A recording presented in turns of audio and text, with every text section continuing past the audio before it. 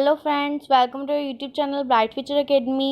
इससे पहले हमने जो पिछली 2 वीडियोस हैं उनमें डिस्कस किया था। पहली में लॉ ऑफ डिमांड, दूसरी में था why the law of demand curve slopes downward. ठीक है, तो तीसरी वीडियो आज की जो है इसमें एक्सेप्शंस ऑफ लॉ करेंगे। ये जो तीनों वीडियो के टॉपिक्स हैं ये मिलाकर पूरी लॉ ऑफ डिमांड बनती है। ठीक है, अगर आपने वो वीडियोस नहीं देख रखी हैं तो आप उन्हें देख लीजिए और उसको पूरा टॉपिक जो है आप उसके नोट्स बनाना चाहते हैं तो इन तीनों टॉपिक्स को मिला के नोट्स बनाने हैं लॉ ऑफ डिमांड के। ठीक है, तो आइए हम अपना जो आज का टॉपिक स्टार्ट करते हैं।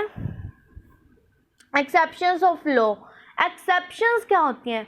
एक्सेप्शंस मतलब जिन पे लॉ जो है होल्ड नहीं करती, वो होती है हमारी एक्सेप्शंस। ठीक है, जिन पे जो है लॉ जो है होल्ड नहीं करेंगी, जो एक्सेप्ट केसेस हैं, मतलब इनको ये वाले जो केसेस को छोड़ के लॉ होल्ड करेगी। ठीक है, तो इसका स्लोप आप दे सकते हैं, हमेशा ऐसे होगा। प्राइस बढ़ने के साथ साथ डिमांड बढ़ेगी, प्राइस घटने के साथ साथ डिमांड भी घटेगी।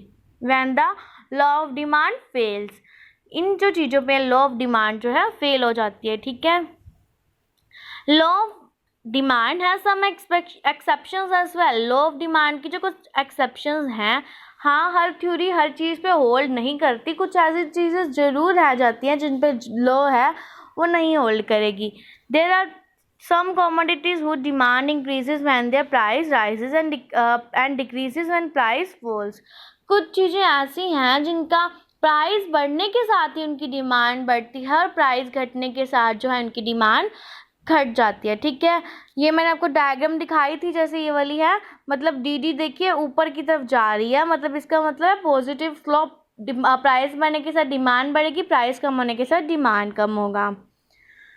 First this factor was analysed by sir Robert Giffen. ये कॉन्सेप्ट जो पहले किसने दिया था? रॉबर्ट गिफन ने। ठीक है, so it is called Giffen paradox, इसलिए इसको गिफन पैराडॉक्स भी बोलते हैं।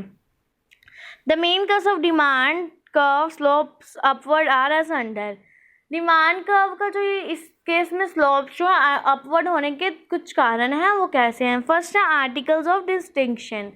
आर्टिकल्स ऑफ डिस्टिंक्शन का क्या मतलब है कि ऐसे जो आर्टिकल्स हैं जो हर किसी के पास नहीं हो सकते। डिस्टिंक्शन का मतलब है कुछ अलग चीज़, ऐसी चीज़ें जो हर किसी के पास अवेलेबल नहीं होती। This exception was first of all discussed by Veblen. इसको फर्स्ट किसने दिया था? वेबलन ने।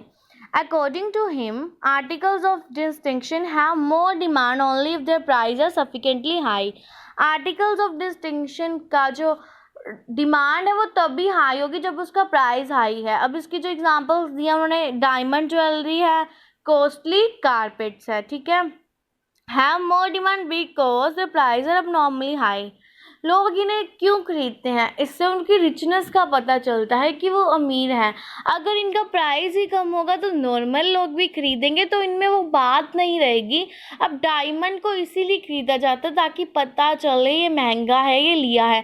अगर इसका प्राइस ही लो होगा, सभी इसको खरीद लेंगे, तो ये आर्टिकल ऑफ डिस्टिंक्शन जो है नहीं रहेगा। ठीक है, it is so because distinction is put on diamond jewelry etc by the society because of their being costly। Society जो है अपने आप को कॉस्टली शो करना चाहती है, इसके लिए क्या है, वो कॉस्टली चीज़ें खरीदती है। बट अगर उनकी कॉस्टली चीज़ों की कॉस्ट ही नहीं रहेगी तो उनका कॉस्टली होने का क्या फ़ायदा? तो उन चीज़ों को ज़्यादा हम ये नहीं बोल सकेंगे कि आर्टिकल्स ऑफ डिस्टिंक्शन हैं। ठीक है, फर्स्ट रीज़न है आर्टिकल्स ऑफ डिस्टिंक्शन, मतलब सभी लोग इसे नहीं खरीद सकते, तो तभी लोग उसको खरीदेंगे। तो इसका जो प्राइस हाई है तभी इसकी डिमांड हाई होगी, अगर प्राइस लो है डिमांड भी लो हो जाएगी साथ के साथ। उसके बाद सेकेंड आता है इग्नोरेंस। कई बार कुछ चीज़ें ऐसी होती हैं जिनका पहले प्राइस कम होता है, हमें इस बारे में पता नहीं होता, तो सडनली जब उसका प्राइस हाई हो जाता है मार्केट में, तब हमें पता चलता है कि ये चीज़ की भी वैल्यू है, तब उसकी जो प्राइस बढ़ने के साथ उसका डिमांड भी बढ़ जाता है।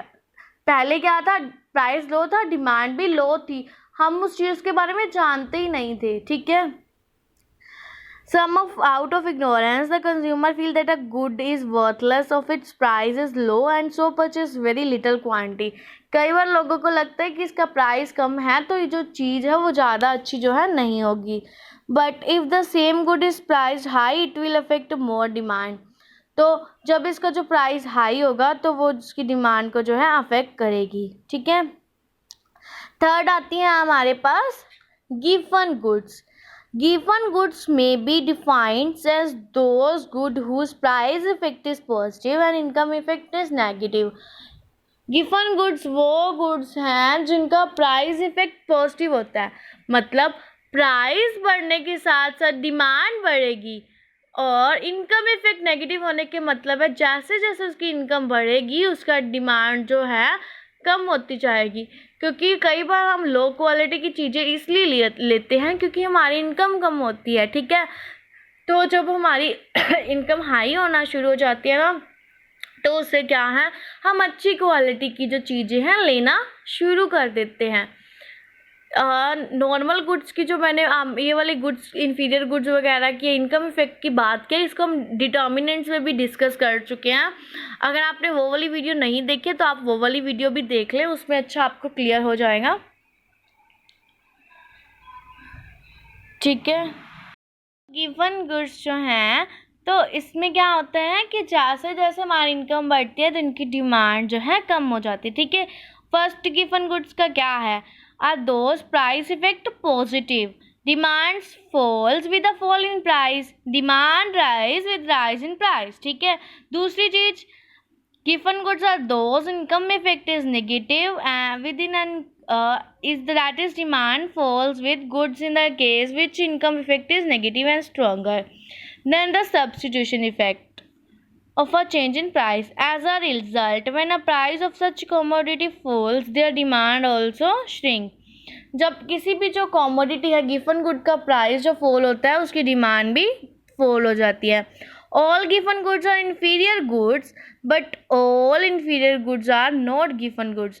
सभी गिवन गुड्स को हम इन्फीरियर गुड्स बोल सकते हैं लेकिन हर इन्फीरियर गुड को गिवन गुड नहीं बोल सकते क्योंकि गिवन गुड की जो हमने पहले कंडीशंस रीड की हैं उनका जो होल्ड है होना है ज़रूरी है. ठीक है. Note the following differences. अब इनमें क्या डिफरेंसेस है उसको नोट करें. यहाँ पे भी दिया हुआ छोटा सा बॉक्स ये आप खुद के लिए रीड कर सकते हैं, मैंने जूम कर दिया है. It is important not to confuse exceptions and assumption of the law of demand. Exception refer to those rare situations when law of demand fails, even when the assumption of the law are kept intact. Do not convert assumption into exceptions. Assumptions अलग चीज़ है, exceptions अलग चीज़ है. ठीक है. assumptions वो होती है कुछ मान के चलते हैं लेकिन exception वो होती है जहाँ पे जो पूरी की पूरी लॉ ऑफ डिमांड है जो फेल हो जाती है. ठीक है. तो आपने जो assumption और exceptions को जो है मैच नहीं करना है या मिक्स नहीं करना है. ठीक है. In case of given goods price effect positive. ठीक है. प्राइस इफेक्ट जैसे जैसे प्राइस बढ़ेगा डिमांड भी बढ़ेगी. ठीक है. But in case of other inferior goods price effect is negative. But कई कुछ ऐसी इन्फीरियर गुड्स हैं जिनका प्राइस इफेक्ट जो है नेगेटिव भी होता है. So that while law of demand do not fall in case of inferior good, it must always fall in case of given goods. तो लॉ ऑफ डिमांड जो है वो फेल नहीं होती कई बार इन्फीरियर गुड्स के केस में. तो बट वो क्या है इन्फीरियर जो गिवन गुड्स के केस में हमेशा ही फेल होती है. 3 हमने किए जो थे लॉ ऑफ एक्सेप्शंस थी. फर्स्ट है आर्टिकल ऑफ डिस्टिंक्शन. मतलब कॉस्टली चीज़ें जो हैं उनका रेट हाई होगा तभी लोग खरीदेंगे. ठीक है. डायमंड्स वगैरह कॉस्टली कारपेट्स हो गए, अगर इनका जो लो है प्राइस तो लो होगा. उसके बाद इग्नोरेंस. कई बार हमें किसी चीज़ का पता ही नहीं होता कि वाकई में अच्छी है. हम सोचते हैं इसका प्राइस कम है तो ये चीज़ अच्छी नहीं है, घटिया क्वालिटी की है, तो भी हम इग्नोरेंस की वजह से उसको छोड़ देते हैं. तीसरा गिवन गुड्स. ये तो हमने अच्छे से डिस्कस कर ही लिया है. अब ये थोड़ा सा डिफरेंस है नॉर्मल गुड्स और गिवन गुड्स के बीच में. वैसे ये लॉ ऑफ डिमांड के अंदर नहीं इंक्लूड होता बट आप मतलब ये आपके नॉलेज के लिए अच्छा है. Normal goods are those in which law of demand apply. Normal good वो होती हैं जिनमें लॉ ऑफ डिमांड क्या है होल्ड करती है. Demand falls with rise in price and rises with fall in price. Demand price कम होने के साथ बढ़ेगी और प्राइस ज़्यादा होने के साथ कम होगी। गिवन goods are those inferior goods which are not subject to demand। गिवन गुड्स वो हैं जिनका प्राइस बढ़ने के साथ साथ डिमांड बढ़ने का कोई भी जो रिलेशन है वो नहीं है। Hence demand falls with fall in price and rise with rise in price. ठीक है, डिमांड बढ़ेगी प्राइस बढ़ने के साथ और डिमांड घटेगी प्राइस घटने के साथ। दूसरा जो डिफरेंस है वो क्या है, in the case of normal good demand curve slopes downward.